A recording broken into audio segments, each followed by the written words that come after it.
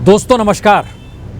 आज हम कमरे से बाहर निकले आए हैं। देश में युद्ध का वातावरण है और इस देश के भीतर और पाकिस्तान की तरफ से जो एयर स्ट्राइक के जरिए युद्ध का ऐलान जिस तरीके से हो रहा है उसके संकेत एक साफ हैं। जमीनी युद्ध कम, एयर स्ट्राइक के जरिए एक दूसरे को चिताने की कोशिश जरूर होगी। लेकिन कमरे से बाहर निकल आए सिर्फ इसलिए नहीं क्योंकि लगातार एक नारा मोदी सत्ता दे रही है, बीजेपी लगा रही है, मोदी है तो मुमकिन है। यानी मैसेज यह है कि हर नामुमकिन चीज मुमकिन है। और बीते लगभग 52 घंटे हो गए हैं। इन 52 घंटों के दौर में आपने महसूस किया होगा इस देश में तो वाकई सब कुछ मुमकिन है। और खास तौर से ये बात बहुत ज्यादा मुमकिन है कि देश के नागरिक उस युद्ध को लगातार महसूस करते रहे और सियासत अपने तरीके से अपनी सियासी जमीन बिछाती रहे। यानी युद्ध को राजनीतिक तौर पर उपयोग किया कैसे जाए, उपयोग कौन करता है, किस रूप में करता है। और इस दौर में जनता से जुड़े न्यूनतम मुद्दे हाशिए पर चले जाते हैं और युद्ध के दौर में चले भी जाने चाहिए क्योंकि वो एक इमरजेंसी कंडीशन होती है। और जनता की ये ट्रेनिंग इस देश में हो चुकी है कि अगर युद्ध है तो फिर हमें तो देश के साथ खड़े रहना है और देश का बाकी कोई मुद्दा मायने नहीं रखता है। अगर युद्ध है और पाकिस्तान के खिलाफ युद्ध है तो वो राम मंदिर भी हो सकता है, वो पीने का पानी भी हो सकता है, वो हेल्थ सर्विस भी हो सकती है, वो बेरोजगारी का मुद्दा भी हो सकता है, इस देश में घटे हुए प्रोडक्शन का मुद्दा भी हो सकता है। जितने मुद्दे आपके जहन में आते हैं, जो मुद्दे लगातार उठते रहे, चाहे वो राफेल घोटाले वाले मुद्दे हों, चाहे कोई मुद्दा हो, कोई मायने नहीं रखता है क्योंकि इस देश में सब कुछ मुमकिन इसलिए है क्योंकि देश राष्ट्रवाद के साथ युद्ध के मौके पर इस देश के साथ एकजुट हो जाता है। लेकिन फिर यह कौन सी परिस्थिति है जिसमें लोग एकजुट हैं, नागरिक एक साथ खड़े हैं और इन बातों का जिक्र कर रहे हैं। हमारे लिए अब कोई मुद्दा मायने नहीं रखता है। हमें कोई मतलब नहीं है कि हमारे जो न्यूनतम जरूरतें अगर सरकार सिस्टम के जरिए जुगाड़ नहीं कर पा रही, हम इन सवालों को नहीं उठाएंगे। हम उन सवालों को भी नहीं उठाएंगे जिसमें इस बार का जिक्र हो रहा था कि तमाम इंस्टीट्यूशंस इस देश में खत्म किए जा रहे हैं, हम नहीं जिक्र करेंगे। सुप्रीम कोर्ट में जो मामले अटके हुए थे, सुप्रीम कोर्ट के मामलों के जरिए जो देश में राजनीतिकरण हो रहा था, हम उन मुद्दों को भी नहीं उठाएंगे। लेकिन क्या ये बात हर कोई समझ रहा है? इस देश को चलाने वाले लोग समझते हैं? हमने कल नोट किया था कि प्रधानमंत्री तमाम चीज कर रहे हैं, यानी प्रधानमंत्री मानकर चलते हैं कि जिंदगी तो अपनी रफ्तार से चलती रहती है, देश रुकता नहीं है, देश को लगातार आगे बढ़ते रहना चाहिए। इसीलिए बालाकोट पे हमला हुआ, उसके तुरंत बाद वो राजस्थान के चुरू में रवाना हो गए, वहाँ पर रैली की, वहाँ से निकल कर आए तो उसके बाद हम लोगों ने उनको दिल्ली के मेट्रो में सफ़र करते हुए देखा। इस्कॉन मंदिर गए, वहाँ पर गीता को लेकर उन्होंने जिस बातों का जिक्र किया वह भी हम लोगों ने सुना। अगली सुबह होती है, फिर हम लोग जिक्र करते हैं और देखते हैं कि अच्छा स्थिति ये आ गई कि अब वो बैठे हुए हैं युवा संसद के सामने और वहाँ जानकारी दे रहे हैं कि सांसद किस रूप में व्यवहार होना चाहिए, किस रूप में काम करना चाहिए।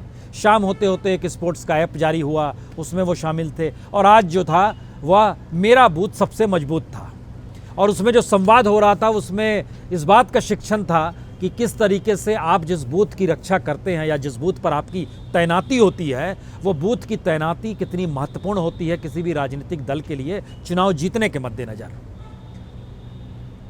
ये कोई सीमा पर तैनाती नहीं थी, ये बूथ पर तैनाती थी। और घंटों, मतलब ऐसा भी नहीं है कि 10-15 मिनट, 1 घंटे, कई घंटे ये कार्यक्रम चलते रहा।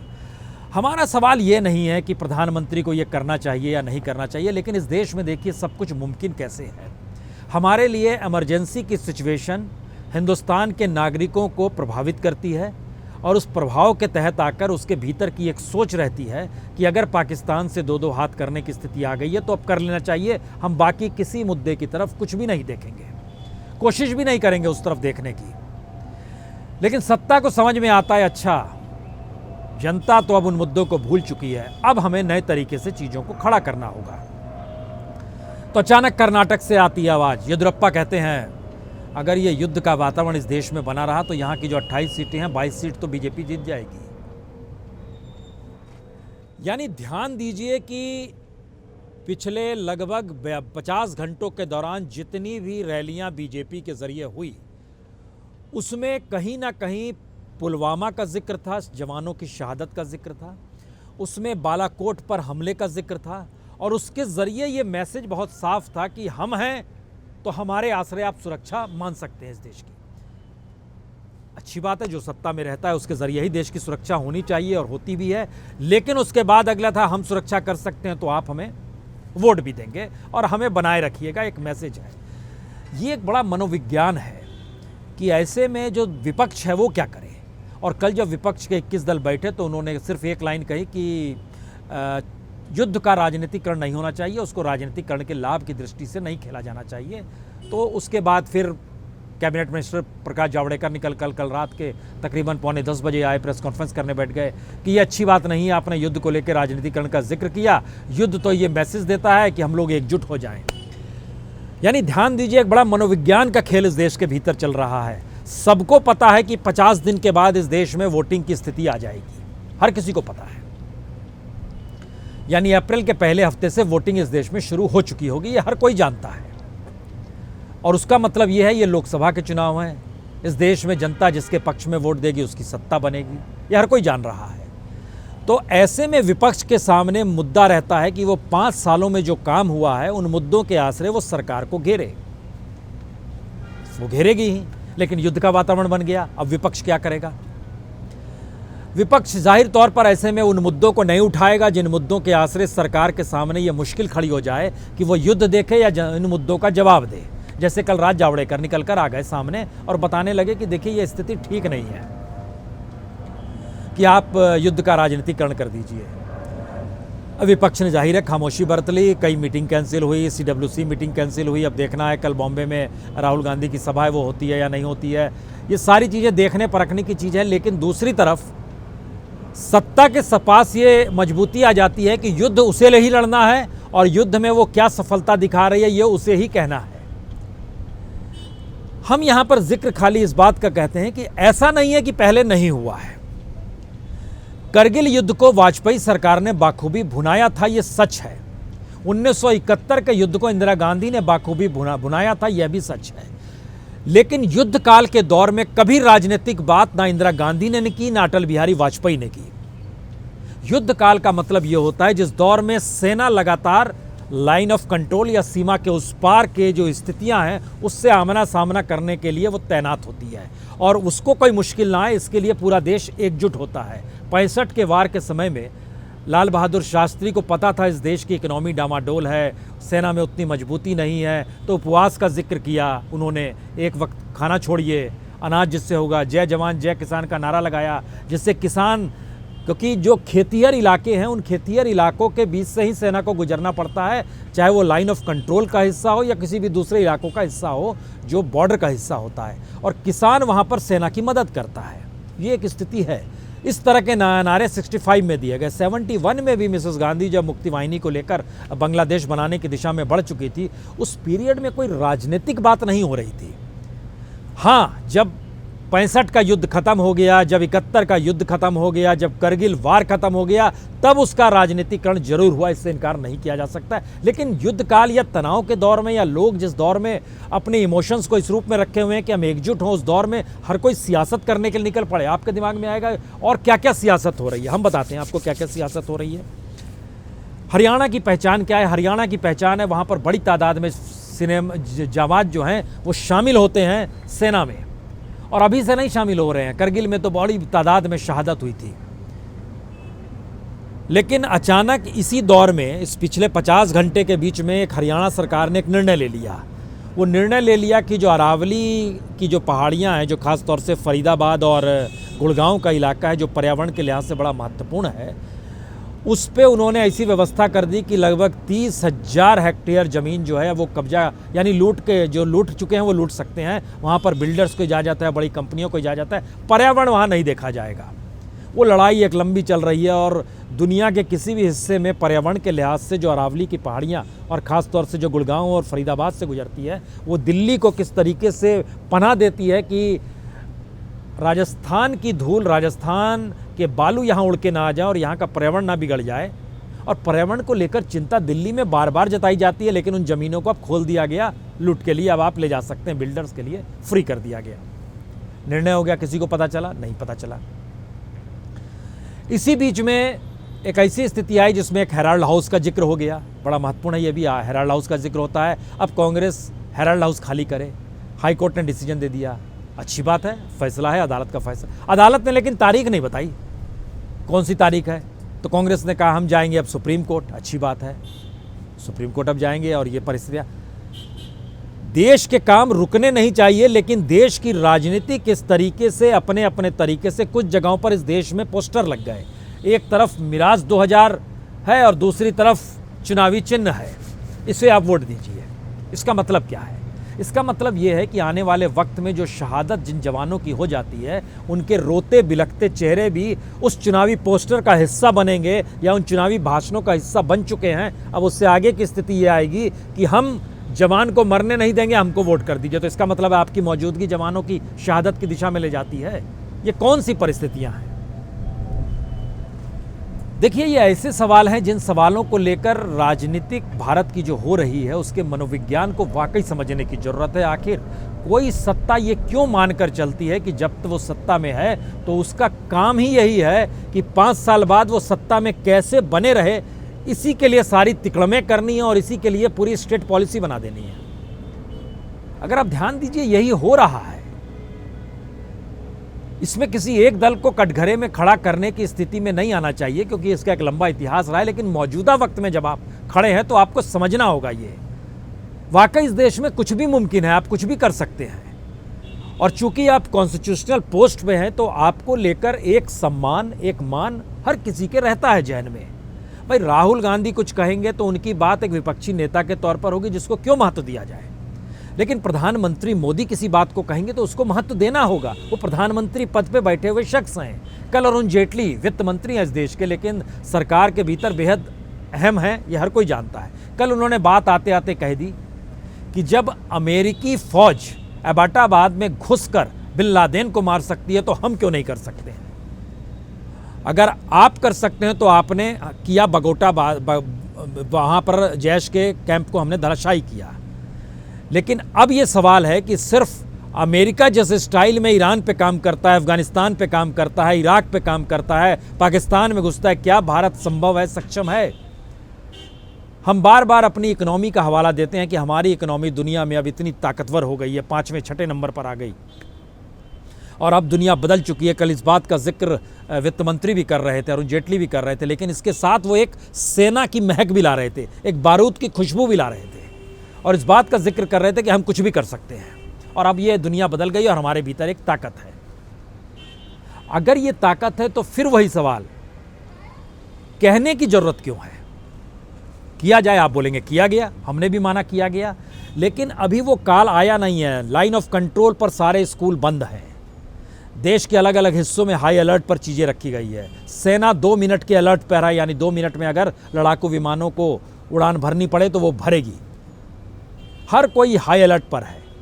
पूरा देश इस मानसिकता में जुटा हुआ है। पाकिस्तान के भीतर जिस तरह की सिचुएशन बना दी गई है, वो मैसेज है कि वो कभी भी युद्ध की स्थिति में चीजें आगे बढ़ सकती हैं। ये मैसेज लगातार अपने तरीके से कई तरीके से आ रहा है। लेकिन एक मनोविज्ञान उसी 5 बरस की राजनीति का, जिसमें 5 बरस बीतने लगेगा तो सत्ता को ये महसूस होने लगता है कि हमारी कुर्सी ना चली जाए, तो हमें सत्ता में बने रहने के लिए सारी चीज़ें करनी है। इसीलिए आप देखिए, कभी ऐसा होता नहीं है कि कोई देश युद्ध की दिशा में बढ़ रहा है और युद्ध को लेकर अलग अलग तरीके से इस देश के भीतर कमेंट किए जा रहे हैं, चाहे वो सोशल मीडिया ही क्यों ना हो। ये मानसिकता और ये स्थितियां जो हैं, ये जो हालात हैं, ये आपको एक ऐसी दिशा में ले जाते हैं जिस हालात में राजनीतिक सत्ता सबसे महत्वपूर्ण हो जाती है और राजनीतिक सत्ता का कोई भी निर्णय पूरे देश को प्रभावित कर देता है। उसके हाथ के इतने पावरफुल हो जाते हैं कि जो चेक एंड बैलेंस जो संविधान ने व्यवस्था की है अलग अलग इंस्टीट्यूशंस की, वह भी मायने नहीं रखती है और वो सब बेकार हो जाते हैं। लेकिन देश तो चलते रहेगा, जिंदगी को अपनी रफ्तार से चलना है, इस बात का जिक्र किया जा सकता है। चीजें थम तो नहीं जाएंगी, बिल्कुल नहीं थमनी चाहिए। लेकिन फिर आप देश में एक ऐसी स्थिति को डेवलप मत कीजिए, देश में ये मैसेज दीजिए। कल आपने कमर्शियल फ्लाइट बंद कर दी 11 एयरपोर्ट्स की, तो उस 4 घंटे के भीतर जो भी यात्री आवाजाही थे, सब यात्रियों ने यही कहा, ठीक किया आपने, हमारी सुरक्षा बहुत महत्वपूर्ण है और आप सोच रहे हैं हम आपके साथ खड़े हैं। लेकिन एक दूसरी स्थिति में आ जाइए, अब इसी बात को कहा जाने लगे कि हमने आपकी सुरक्षा दे दी, देखिए कोई दूसरी सत्ता होती तो नहीं सुरक्षा दे पाती, हमने इन बातों को समझा। ये समझना ही है, आपको ये करना ही है। लेकिन देश के भीतर वातावरण अगर ऐसा बनाया जाए जिससे लगने लगे कि अब युद्ध होगा, जो लग रहा है लगातार हर क्षण, हम लोग लगातार जो खबरों को देखते हैं और खबरें आ रही हैं, इन खबरों के बीच में अचानक अमेरिका की तरफ से डोनाल्ड ट्रंप बोलते हैं, आप लोग जल्दी ही अच्छी खबर सुनेंगे। पाकिस्तान की तरफ से खबर आती है, हम सशर्त अब आपके पायलट को लौटा देंगे। ये सारी बातें हो रही है, ये अच्छी बात है, लेकिन जब कश्मीर आतंकवाद का जिक्र होता है तो उसमें तीसरी पार्टी का हस्तक्षेप नहीं होना चाहिए। भारत को सीधे अपनी कार्रवाई करनी चाहिए। आपको ये तय करना होगा। एक स्थिति ऐसी आ गई जिसमें जाहिर है पायलट जिस रूप में पाकिस्तान के कब्जे वाले कश्मीर में गिरा और वहां जिस तरीके से उसको ले जाएगा, और पाकिस्तान ने फिर जो तस्वीरें जारी की, जेनेवा कन्वेंशन के खिलाफ है। ये एक लड़ाई है। जब पायलट नचिकेता को छुड़ाया गया था तो जेनेवा कन्वेंशन के तहत ही उसको छुड़वाने की बात हुई थी। उसमें उस समय नवाज शरीफ चाहते थे कि पूरी मीडिया देखे। उस समय जी पारसारथी हुआ करते थे एम्बेसडर, उन्होंने मना कर दिया था। उन्होंने कहा था जी नहीं, हम इस रूप में नचिकेता को आपसे नहीं लेंगे जिस तरफ दुनिया पूरी देख ले और तस्वीरें ली जा रही हैं, मीडिया देख रहा है और आपकी वाहवाही होगी, हमें नहीं स्वीकार है। हम जेनेवा कन्वेंशन के तहत लेंगे। नहीं दिखाई जाती है तस्वीर, और आपने तो सारा काम ही बिगाड़ दिया पाकिस्तान ने, जिस तरीके से वहाँ पर जो बिहेव किया पायलट के साथ। ये कौन सा मैसेज है? ये मैसेज ऐसा है कि लगता है ऐसे है कि ये खेल खेला जा रहा है क्या? हम एक ऐसी सिचुएशन में आ गए हैं जहाँ पर युद्ध सियासत के नीचे आकर खड़ी हो गई है, या युद्ध सियासत का एक हिस्सा बन गई है, या युद्ध के जरिए सियासी प्रचार शुरू हो जाएगा, या युद्ध जो है वह अलग अलग तरीके से कहीं ना कहीं वाइबल डाइबल स्थिति में लेकर आएगी और चेक एंड बैलेंस की स्थिति में पैदा करेगी। युद्ध तो युद्ध होता है, इसमें कोई समझौते नहीं होते हैं। लेकिन अगर युद्ध के समानांतर डिप्लोमेसी आप कर रहे हैं, डिप्लोमेटिक तरीके से चल रहे हैं, जिसका जिक्र हम लोग भी लगातार कर रहे हैं, बार बार कर रहे हैं, लेकिन ये मैसेज देश के भीतर होना चाहिए कि ये देश चुनावी मोड में है, या देश इलेक्शन के मोड में है, या ये देश युद्ध के मोड में है। ये अलग अलग मैसेजेस के जरिए एक मैसेज बार बार ये जाता है, इस देश के भीतर कुछ भी मुमकिन है। आप कभी भी कुछ भी किसी भी रूप में कर सकते हैं और उसको अपने तरीके से आप परिभाषित कर सकते हैं।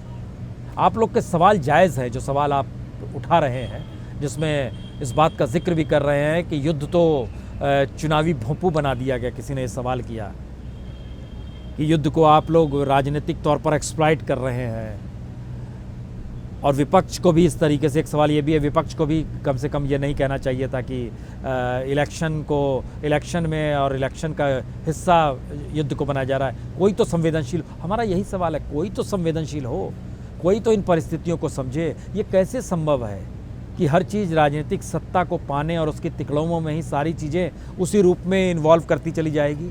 मीडिया का रोल भी उसी रूप में आ जाएगा। मीडिया पर बैठे एंकर जो लगातार युद्ध की घोषणा करते हैं, और पिछले 50 घंटों से देखिए कोई खबर आपको दूसरी दिखाई नहीं दे रही होगी, किसी ने नहीं दिखाई है खबर। इसका मैसेज क्या? इसका मतलब है कि टेलीविज़न मीडिया भी मान रहा है कि हाँ, ये खबर महत्वपूर्ण है, पल पल की खबर हमें देनी है, तो ऐसे में वो उन खबरों की तरफ नहीं ध्यान दे रहा है जो लोगों की ज़िंदगी से और उनकी ज़िंदगी जीने के दौरान मुश्किल हालातों से जुड़ी हुई है। वो खबरें नहीं आ रही हैं। अपराध देश में रुक गए इस दौर में, ऐसा नहीं है। महिलाओं के खिलाफ कार्रवाई नहीं हो रही है, बलात्कार नहीं हो रहा है, ऐसा नहीं है।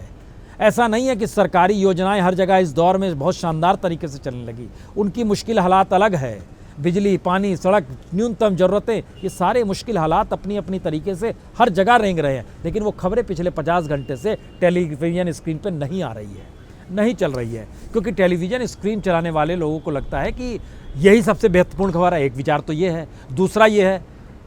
दूसरा विचार क्या होगा? दूसरा विचार ये होगा कि अच्छा, सरकार की ये ज़रूरत है अगर युद्ध, तो क्यों ना युद्ध की दिशा में ही चीज़ें बिगुल फूंकते रहा जाए, जिससे सरकार को कम से कम सहूलियत मिलती रहे। मीडिया का एक रोल ये भी हो गया, कहाँ इनकार किया जा सकता है इससे, क्योंकि इसकी भी एक इकनॉमी है। उस इकनॉमी से उसे लाभ मिलता है। वो लाभ विज्ञापन के तौर पर होता है, दूसरी सहूलियत के लाभ तौर पर होता है, क्योंकि न्यूज़ चैनल चलाने वाले लोग सारे जर्नलिस्ट तो होते नहीं हैं, और जर्नलिस्टों के चैनल 2-3 ही हैं इस देश के भीतर में। बाकी सभी के मालिक इस देश में बिजनेसमैन हैं, कॉरपोरेट्स हैं। तो उनकी इकोनॉमी को कैसे सरकार चलाएगी और उनके ज़रिए चलने वाला मीडिया हाउस कैसे चलेगा, इसको बताने की ज़रूरत है उन्हीं नहीं चाहिए। लेकिन ये सारी स्थितियां हैं। तो हमें लगता है कि हम लोग को खाली इन चीज़ों को समझना चाहिए, जानना चाहिए। हम कोशिश करते हैं लगातार कि इस तरह की चीज़ों को लेकर आपके सामने आएँ और बता पाएँ कि इस देश में वाकई ऐसी स्थिति ला दी गई है लगता है जैसे सब कुछ मुमकिन है, और वाकई सब कुछ मुमकिन होने की स्थिति में ये देश आकर खड़ा हो गया है। युद्ध भी मुमकिन है, चुनावी डुगडुगी भी मुमकिन है। उसी वक्त में चुनावी डुगडुगी के साथ इलेक्शन के बीच में वार, और वार के साथ बाकी सहूलियत, ज़िंदगी की तमाम चीज़ें जो जरूरत, 5 सितारा जीवन है, सब कुछ चल रहा है। कमाल का जीवन है जो जवानों को लेकर 2 मिनट की शहादत पर मौन भी रहना है, और मौन रहने के बाद फिर डुगडुगी भी बजानी है। आ गया चुनाव साहब, अब शहादत नहीं होगी, अब हम लोग अटैक करेंगे। ये दौर में आकर हम लोग अटके हुए हैं, और ये दौर को लगातार देख रहे हैं, बेहद नज़दीक से देख रहे हैं। जो लोग दूर होंगे वो शायद इतनी नाजुकता से स्थितियों को नहीं समझ पा रहे होंगे, लेकिन ये एक ऐसा मनोविज्ञान होता है जिस मनोविज्ञान के आश्रय आप उस राष्ट्रवाद को जगाते हैं युद्ध के जरिए, जो राष्ट्रवाद धीरे धीरे उस राजनीतिक तौर पर वो लाभ पहुंचाने की स्थिति में आ जाए। ये एक फैक्ट है, सत्य है। 71 के युद्ध के बाद जब इंदिरा गांधी को दुर्गा के तौर पर देखा जाने लगा, तो वो इंदिरा गांधी की सफलता थी राजनीतिक तौर पर, कहाँ इनकार है। लेकिन वो युद्ध होने के बाद की स्थिति थी, यानी जो हमने करना था करके दिखा दिया था। यहाँ तो अभी सिर्फ जैश के एक ट्रेनिंग कैंप को ध्वस्त किया है, और उसके बाद F-16 विमान 3 इधर आ गए, एक हमने गिराया, उन्होंने एक मिग गिराया। आज फिर वहाँ से पुंछ के इलाके में घुसने की कोशिश हुई, घुसपैठ की कोशिश हो रही है। समझौता एक्सप्रेस को रोक दिया गया है, पाकिस्तान ने कहा नहीं हम भेज सकते हैं। वहाँ पर इमरजेंसी डिक्लेयर है, मेडिकल इमरजेंसी पाकिस्तान में डिक्लेयर है। यहाँ पर चीज़ें हाई अलर्ट में हैं, लेकिन हम लोग चुनावी भोंपू लगातार बजा रहे हैं। सोचिए आप भी, वाकई इस देश में सब कुछ मुमकिन है ना। बहुत बहुत शुक्रिया।